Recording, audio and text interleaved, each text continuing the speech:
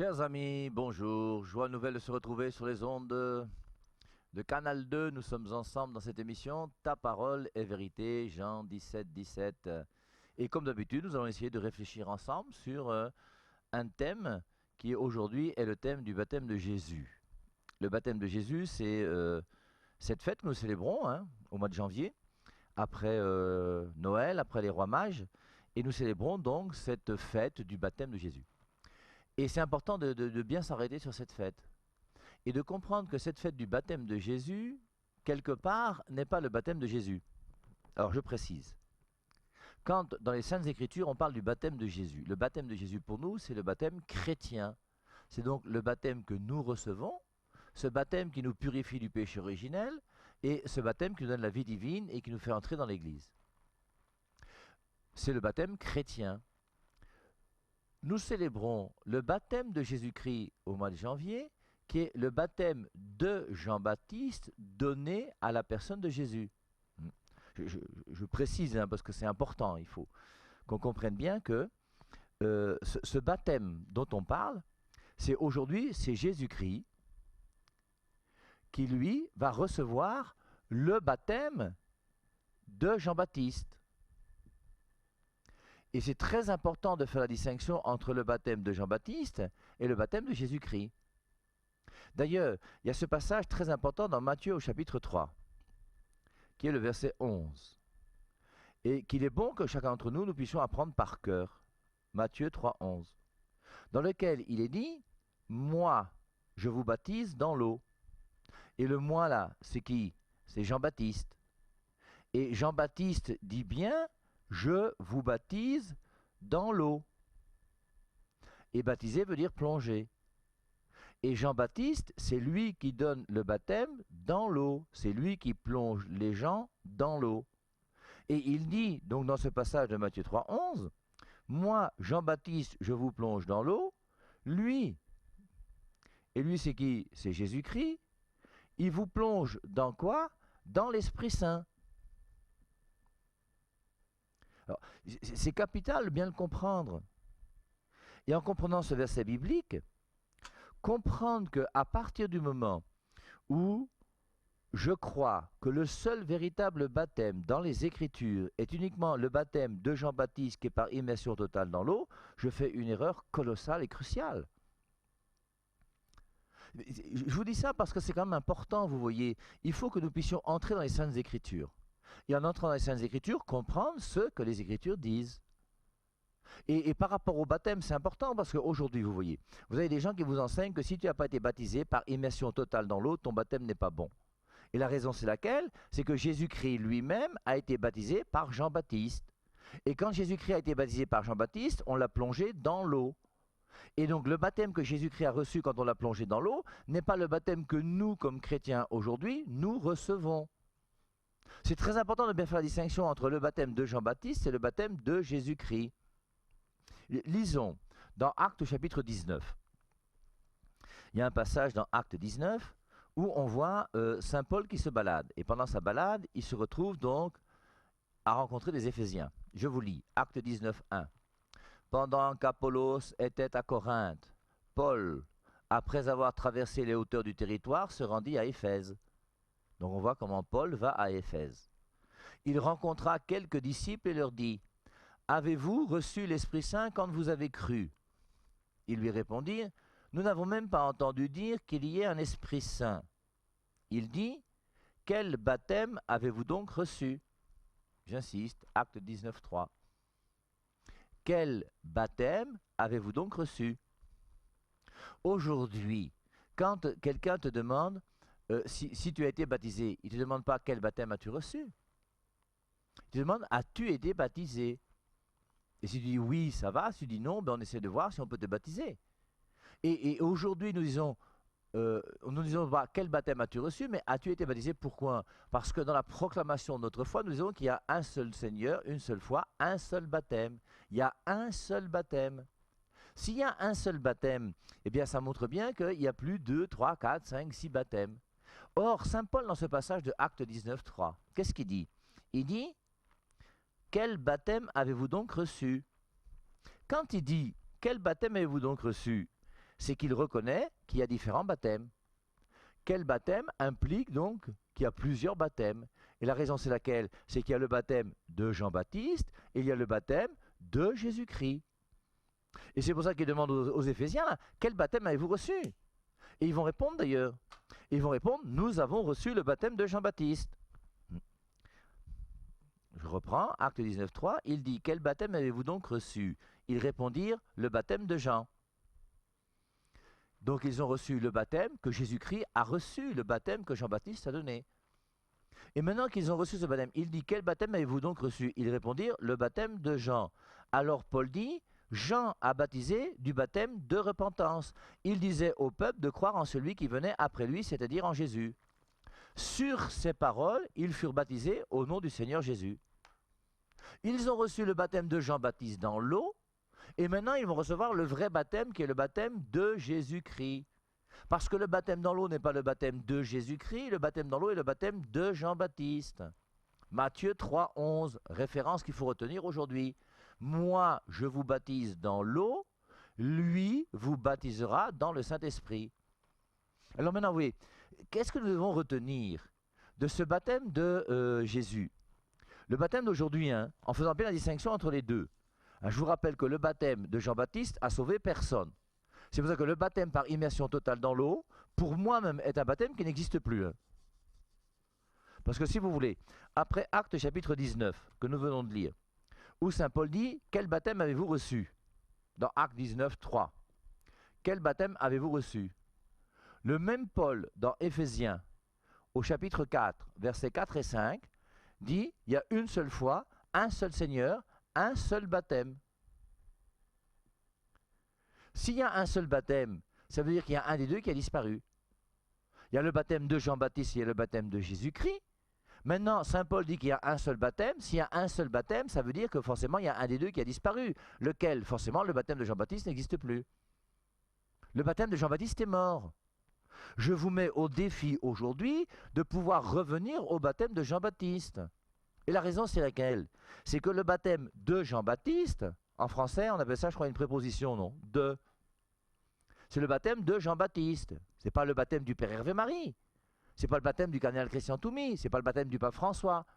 Et je vous rappelle qu'il n'y a pas de baptême de Jean-Paul II. Il n'y a pas de baptême de Monseigneur Jean Barga. Il y a un baptême aujourd'hui dans l'Église que le Christ a voulu, qui pour moi est l'Église catholique. Et dans cette Église du Christ, il y a un baptême qui est donné depuis 2000 ans.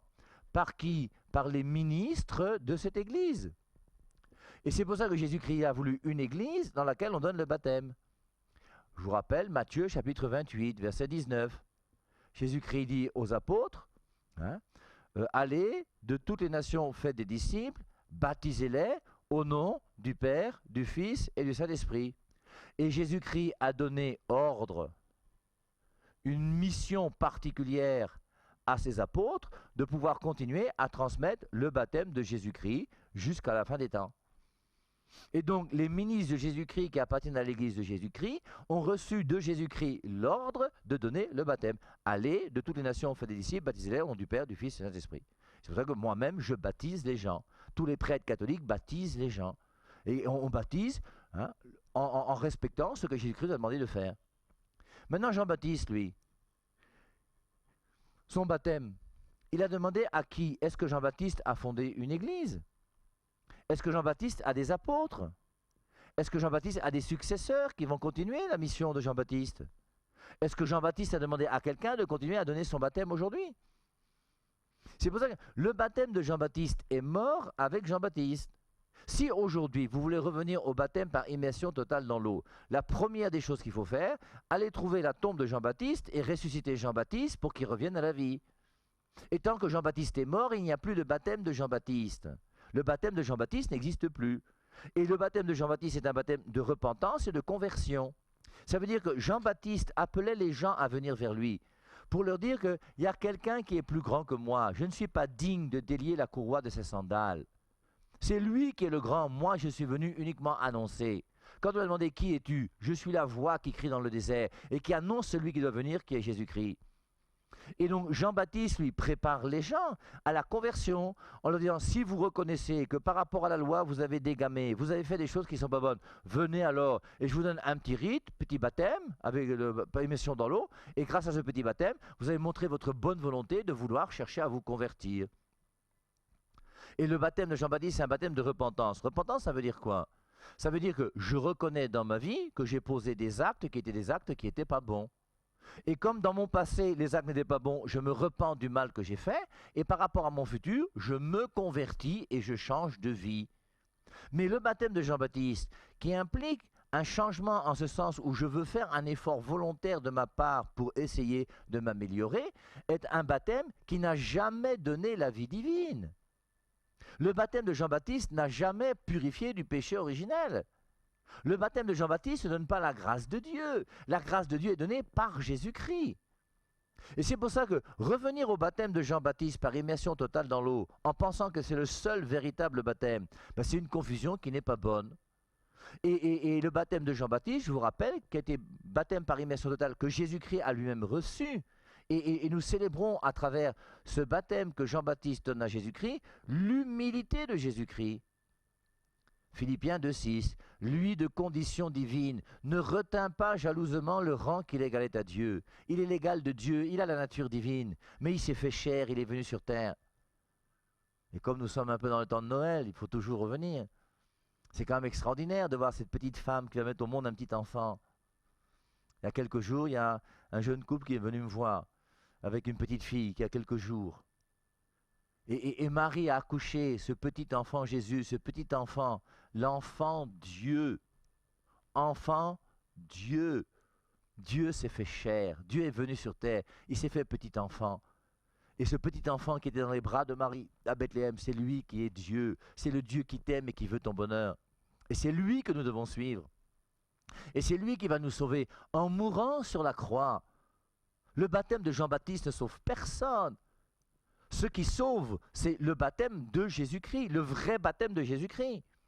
Parce que vous voyez, Jésus-Christ va recevoir le baptême de Jean-Baptiste dans l'eau. Très bien, on est dans Matthieu au chapitre 3, dans Luc au chapitre 3, dans Marc au chapitre 1 et dans Jean au chapitre 1.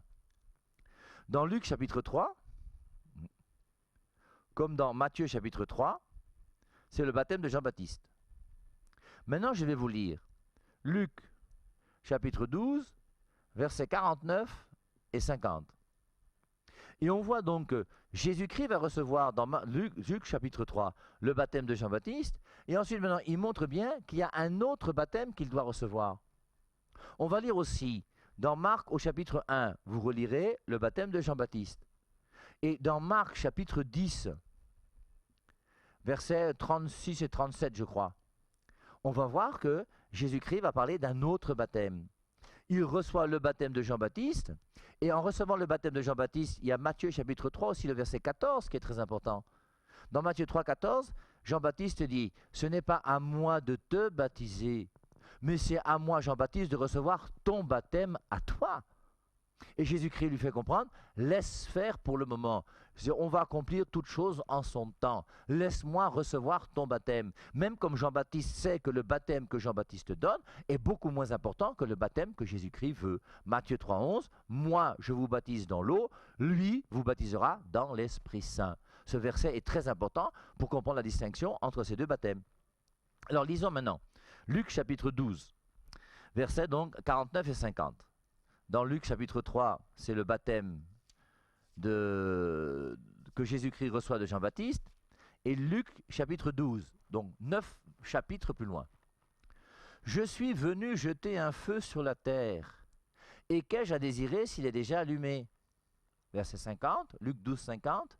« Il est un baptême dont je dois être baptisé, et combien je suis pressé qu'il soit accompli. » Je pense que le passage est clair. Et on voit bien comment dans ce passage, je suis venu jeter un feu sur la terre. Le feu que Jésus-Christ est venu jeter sur la terre, c'est le feu d'Esprit Saint qui va descendre à la Pentecôte.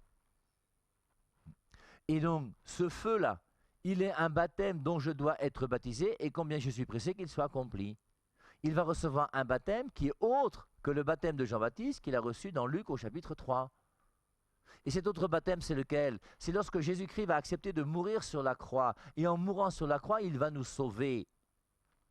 Et nous devons comprendre que le baptême de Jésus-Christ nous lie directement à la croix de Jésus-Christ et n'a rien à voir, j'insiste bien et je dis bien et je pèse mes mots, n'a absolument rien à voir avec le baptême que Jean-Baptiste va donner à Jésus-Christ. C'est très important de le comprendre. Sinon après on va faire des confusions. Et c'est comme ça qu'aujourd'hui vous avez des églises dans lesquelles on vous dit que si tu n'es pas baptisé par immersion totale, ton baptême n'a pas de sens. Mais je ne sais pas où on a pris ça, je ne sais pas quelle connaissance biblique. Moi, je vous baptise dans l'eau, Jean-Baptiste plonge dans l'eau, lui, Jésus, vous baptisera dans l'Esprit Saint. Le baptême de Jésus-Christ, c'est le plongeon dans l'Esprit Saint. Et ce baptême dans l'Esprit Saint, c'est quoi? Voilà une bonne question à laquelle il faut réfléchir. Et moi, je pense personnellement, pour ceux d'entre vous qui veulent faire des recherches, que le baptême dans l'Esprit Saint dont parle Matthieu 3,11, c'est la nouvelle naissance. Et dès que je rencontre Jésus-Christ, que Jésus-Christ vient dans mon cœur et qu'il prend la première place dans ma vie, à ce moment-là, en lui ouvrant mon cœur et en lui donnant ma vie, Jésus-Christ vient en moi et l'Esprit Saint vient aussi en moi. Et maintenant, je suis plongé dans l'Esprit Saint. Ça veut dire que mon esprit à moi est plongé dans l'Esprit Saint. Et c'est l'Esprit Saint maintenant qui dirige ma vie. Et je vis maintenant non seulement selon l'esprit du Père et Marie, l'esprit de la France ou de la Bretagne si je suis breton, l'esprit de telle tribu ou de telle ethnie ou de telle culture. Non, je vis selon ce que l'Esprit Saint me demande de vivre. Je suis plongé dans l'Esprit Saint, transformé dans l'Esprit Saint. Et l'Esprit Saint et Jésus-Christ, qu'est-ce qu'ils vont faire? Ils vont me conduire dans l'église de Jésus, parce que l'Esprit Saint ne peut pas me conduire ailleurs que dans l'église de Jésus. Et quand l'Esprit Saint me conduit dans l'église de Jésus, dans cette église de Jésus, je vais recevoir ce qu'on appelle le sacrement du baptême. Matthieu 28, 19, allez baptiser au nom du Père, du Fils et du Saint-Esprit. Luc 3, Jésus-Christ est baptisé dans l'eau.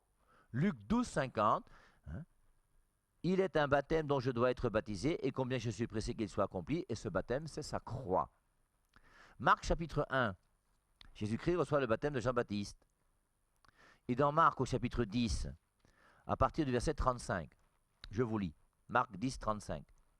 Donc Marc chapitre 1, Jésus-Christ reçoit le baptême de Jean-Baptiste. Marc chapitre 10, verset 35. Les deux fils de Zébédée, Jacques et Jean, s'approchèrent de Jésus et lui dirent: Maître, nous désirons que tu fasses pour nous ce que nous te demandons.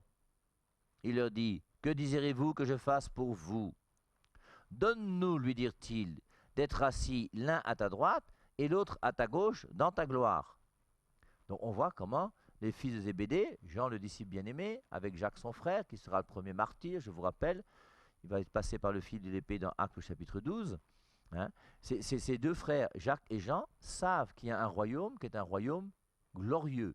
Et ils veulent déjà siéger à droite et à gauche dans le royaume des cieux auprès de Jésus. Jésus leur dit: Vous ne savez pas ce que vous demandez. Pouvez-vous boire la coupe que je vais boire, ou être baptisé du baptême dont je vais être baptisé?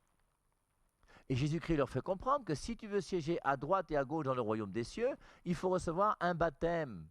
Il n'a pas dit: allez courir chez Jean-Baptiste pour recevoir le baptême dans l'eau. Il a dit qu'il y a un baptême. Pouvez-vous boire à la coupe que je vais boire, ou être baptisé du baptême dont je vais être baptisé? Et lui dire: nous le pouvons. Et donc on voit bien que Jésus-Christ va recevoir un autre baptême. Et le baptême de Jésus-Christ, c'est quoi? C'est sa mort sur la croix. Et c'est là qu'est notre salut. Notre salut n'est pas dans le baptême de Jean-Baptiste. Notre salut n'est pas dans le baptême dans l'eau. Notre salut, il est dans la mort de Jésus-Christ sur la croix. Et Jésus-Christ qui meurt sur la croix nous sauve. Et je suis sauvé par la mort du Christ. Mais ce que je vous dis là, c'est important, mais ce qui est important, c'est de bien le comprendre. Au sens strict, vous voyez.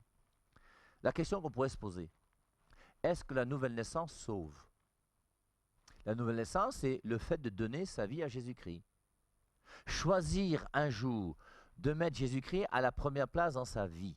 Tu mets tes genoux à terre avant de te coucher. Tu dis: Jésus-Christ, à partir d'aujourd'hui, je veux te prendre au sérieux. Et toi et moi, on va marcher ensemble, main dans la main. Eh bien, ça ne suffit pas pour être sauvé. C'est pour ça qu'il y a le passage de Marc, chapitre 16, verset 16. Et dans Marc 16, 16, il dit: celui qui croira. Celui qui croira, c'est celui qui est né de nouveau. Celui qui croira et qui sera baptisé sera sauvé. Il faut croire et être baptisé pour être sauvé. Et donc, sans le baptême, il n'y a pas de salut. Il n'y a pas de salut possible sans le baptême. C'est pour ça qu'il est dit dans la première épître de Pierre, chapitre 3, verset 21, le baptême qui vous sauve actuellement. Et le baptême sauve. Quand les gens vous disent que le baptême ne sauve pas, je ne sais pas où ils ont pris ça. Je vous lis première épître de Pierre, chapitre 3, verset 19. Par cet esprit, il est aussi allé prêcher aux esprits en prison, qui avaient été rebelles autrefois, lorsque la patience de Dieu se prolongeait au jour où Noé construisait l'arche, dans laquelle un petit nombre de personnes, c'est-à-dire 8, furent sauvées à travers l'eau. Verset 21, première épître de Pierre, chapitre 3, verset 21. C'était une figure du baptême qui vous sauve à présent. Le baptême sauve. Et pourquoi le baptême sauve? Parce que le baptême est le sacrement voulu par Jésus-Christ pour nous permettre aujourd'hui, dans l'année où nous sommes, de pouvoir être touchés par la mort du Christ. Nous sommes sauvés par la mort de Jésus-Christ. Et c'est pour ça que le salut ne peut se faire que dans la mort du Christ, que par la mort du Christ. Or, le jour où le Christ est mort, toi tu étais où? Tu n'existais pas. Moi-même, je n'existais pas. Jésus-Christ meurt sur la croix, et quand Jésus-Christ meurt sur la croix, il sauve tous les hommes. Tous les hommes ont été sauvés par la croix. Alors ça ne veut pas dire que parce que Jésus-Christ a sauvé tous les hommes par la croix, que maintenant je suis sauvé sans rien faire, en laissant les doigts de pied en éventail chez moi, à ne rien faire, à feignancer, à apparaître. Non. La croix du Christ me sauve. Mais ce salut, il m'est maintenant proposé. Et maintenant, c'est à moi de choisir. Deutéronome 30,15. Je mets devant toi le bonheur et le malheur. Choisis. Est-ce que tu choisis, toi, de recevoir le salut de Jésus-Christ? Or, le salut de Jésus-Christ ne se fait que par la croix du Christ. Si la croix du Christ ne te touche pas, tu n'es pas sauvé. Et c'est pour ça que Jésus-Christ va inventer quoi? Une église. Et dans cette église, il va inventer quoi? Les sacrements. Et parmi les sacrements, il va inventer quoi? Le baptême. Pourquoi? Parce que le baptême, c'est la grâce de Dieu qui coule directement de la croix du Christ et qui vient me sanctifier, moi, sur la terre aujourd'hui. Je vous rappelle Romains chapitre 6, le verset 3. Ignorez-vous que lorsque vous êtes baptisés dans la mort du Christ. Et le sacrement du baptême m'unit directement à la mort de Jésus-Christ. Et cette mort de Jésus-Christ fait que je reçois le salut. Et c'est pour ça que le baptême sauve. 1 Pierre 3, 21. Et le baptême est nécessaire au salut. Donc c'est important, vous voyez, de comprendre que si je crois réellement en Jésus-Christ, je dois accepter de suivre sa parole et de recevoir tout ce qu'il veut me donner. Et parmi ceux qu'il veut me donner, il y a un sacrement qu'on appelle le sacrement du baptême. Et le sacrement du baptême, il est important. Et il m'unit directement à la croix de Jésus-Christ. Dans le sacrement du baptême, je ne suis pas plongé dans l'eau. Romains 6, 3. Ignorez-vous que lorsque vous êtes baptisé dans la mort du Christ. Le baptême chrétien me plonge dans la mort de Jésus-Christ. Et c'est pour ça que par la mort de Jésus-Christ et le baptême que je reçois le salut. Marc 16, 16, celui qui croira et sera baptisé sera sauvé. Et c'est parce que le salut est donné gratuitement à l'homme. Ce n'est pas toi qui te sauves. C'est Dieu qui t'a sauvé. Maintenant, il te demande de coopérer. C'est pour ça que la foi implique un comportement. La foi et les œuvres vont ensemble. Maintenant, ce salut qui est gratuit, il a été donné à qui? Jésus-Christ est mort pour sauver tous les hommes. Et c'est pour ça que nous aussi, nous donnons le baptême aux enfants. Je vous rappelle la référence de Scott Hahn, ce pasteur protestant qui s'est converti et qui est devenu catholique. Je crois que c'est Actes chapitre 2, verset 37-38, quelque chose comme ça, où il est dit « La promesse est pour vous, pour vos enfants ». Je vous rappelle Actes chapitre 16, verset 31, le gardien de prison qui, lorsqu'il va s'apercevoir qu'il y a un tremblement de terre, il a peur que les prisonniers soient partis et il veut se tuer. Mais les prisonniers, Paul et Silas sont là en prison. Il dit, ne te tue pas, nous on est encore ici dans la prison. Viens. Il est entré, il a vu que Paul et Silas étaient là. Il est parti avec Paul et Silas dans sa maison chez lui. Cet événement s'est passé à 24 heures. Il était minuit lorsqu'il y a eu le tremblement de terre. Ils ont commencé à marcher pour aller dans la maison du gardien de prison. Et en route, ils ont discuté ensemble. Et Paul va dire à ce gardien de prison, crois au Seigneur Jésus et tu seras sauvé, toi et ta famille. la foi du Père rejaillit sur les enfants. Et c'est pour ça donc, pour nous, pourquoi est-ce qu'on baptise les enfants depuis toujours? Pourquoi? Bien, parce que il n'est pas nécessaire que l'enfant soit responsable pour recevoir la vie divine. Comme il n'est pas nécessaire que l'enfant soit responsable pour recevoir la vie humaine. Quand toi-même tu as donné la vie humaine à ton fils, tu as demandé son avis. Quand avec ta femme, chérie Coco, que tu aimes beaucoup, vous avez décidé ensemble de faire un enfant, tu n'as pas demandé à l'enfant s'il voulait venir. Et l'enfant n'est pas responsable de la vie humaine que tu lui as donnée. Et de même que l'enfant n'est pas responsable de la vie humaine que tu lui as donnée, l'enfant n'est pas responsable de la vie divine que tu vas lui donner. Mais toi, par contre, le père et la mère, tu es responsable de sa vie humaine comme tu es responsable de sa vie divine. En plus, je vous rappelle, un enfant qui naît, quand il naît avec le péché originel. Le péché originel, là, il ne vient pas de Dieu.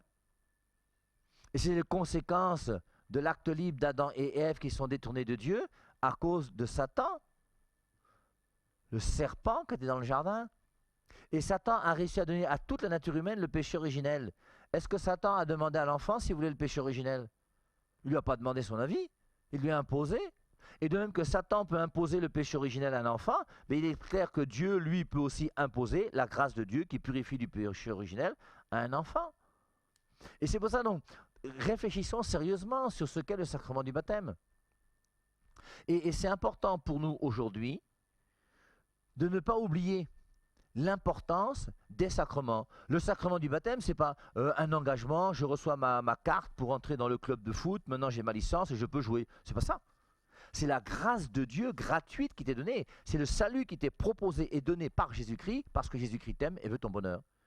Et c'est pour ça qu'il est mort sur la croix et qu'il a accepté de mourir sur la croix pour notre bonheur à nous.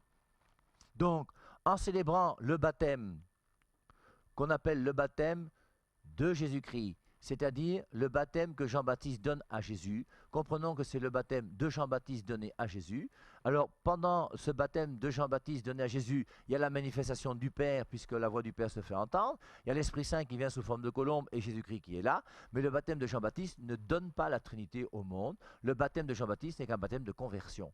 Par contre, le véritable baptême, qui est le baptême chrétien, lui est le baptême qui donne le Père, le Fils, l'Esprit Saint, qui donne la vie divine, qui purifie du péché originel et qui nous fait membres de l'Église. Important pour nous de bien faire ces distinctions et surtout d'accepter, en recevant ce baptême chrétien, de s'engager à suivre Jésus-Christ et de s'engager à vivre de notre baptême tous les jours de notre vie jusqu'au jour de notre mort. Sur ces bonnes paroles, je vous souhaite une très bonne année et un très bon dimanche à vous tous. Et je vous dis à dimanche prochain. Bye bye.